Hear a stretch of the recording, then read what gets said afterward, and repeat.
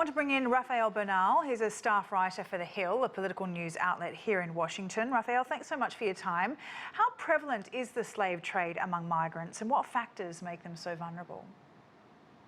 Well, the terrifying truth is no country in the world is exempt from slavery. Slavery is everywhere, in every single country in the world, no matter how big or small. Now, there's a lot of slavery cases in countries that don't have regulation. There's a lot throughout the Middle East and North Africa, for example, and the brick making operations. But then in major economies, in the United States, in China, and throughout Latin America, there is slave trade, and the U.S. slave trade might be the most frustrating one because it is due to a bottleneck created by immigration regulations that don't fit the North American labor market. So there's a study by the University of Denver says maybe up to 500,000 people are enslaved in the United States. That counts between migrants. There's also a large and rather disturbing sex trade, and the pornography industry also has a lot of slavery within it, or slave-like labor. So it's hard to say exactly how many, because of course this does not happen out in the open. Right. But suffice it to say, it's hundreds of thousands of people are subjected to it every year. So let's just talk about this case in Georgia. What more do we know about this particular trafficking ring, and how did it lead to this multi-agency 5-year investigation?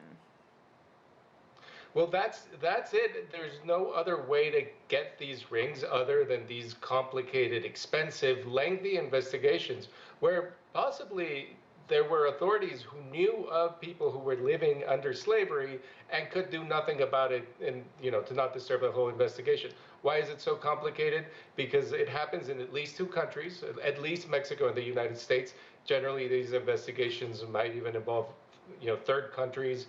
It involves resources in investigating organized crime, and the real question here is sometimes these restrictions that make it profitable to build a slave trade sometimes attract existing organized crime, and sometimes these restrictions are where organized crime rings are built from. So sometimes there's no other footprint.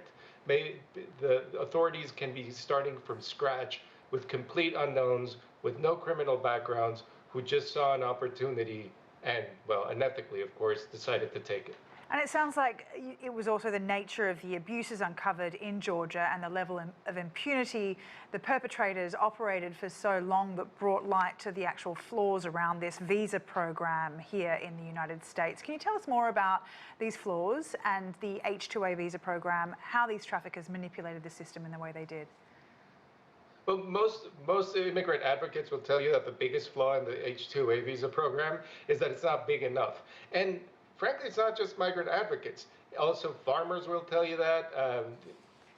People in other parts of the food industry, crabbers in Maryland, lobster fishermen in Maine, all the industries that rely on these seasonal workers will tell you the biggest problem is there are not enough workers. That creates an imbalance between supply and demand. And also, there are delays. The delays also affect how that program is implemented. For instance, sometimes a farm might need pickers in a certain month because they have a kind of fruit that is only picked in August. And if there's a delay at USCIS, the agency that processes visas, and those farmers aren't available until September, that farm needs to go to the labor black market in order to find more workers. And that labor black market is burgeoning because of these restrictions. Now, this is a piece of the immigration agenda that has somewhat been idled since the Biden inauguration. What does the president need to do to address these concerns, do you think? So he's in a catch-22. The best way to address these concerns would be a legislative approach, and that is simply not going to happen in this Congress, even though there are Republicans who support it. That is very clear, and the Republicans who obviously have ties to agriculture. But there are advocates who say that the Department of Homeland Security has a wide swath of regulatory changes that it can make through executive order or through other executive means, and that the Biden administration is not making them sort of presumably not to shake the boat too much. But there is growing anger from, especially from the left and from libertarian circles tied to industry and the agriculture industry, that is just saying the Biden administration is not doing enough, where the Trump administration was very aggressive in creating these restrictions and did everything within the executive's reach and sometimes a little bit more. The Biden administration is not being nearly as aggressive, and there's a certain numbers of they could process these visas faster, almost by edict. Would they get criticism from the right? Yes, but would they get a lot of support from agriculture and from their supporters on the left? Also, probably yes. All right, Rafael, we'll leave it there for the time being. Really appreciate your insight. Rafael Bernal there, staff writer for The Hill.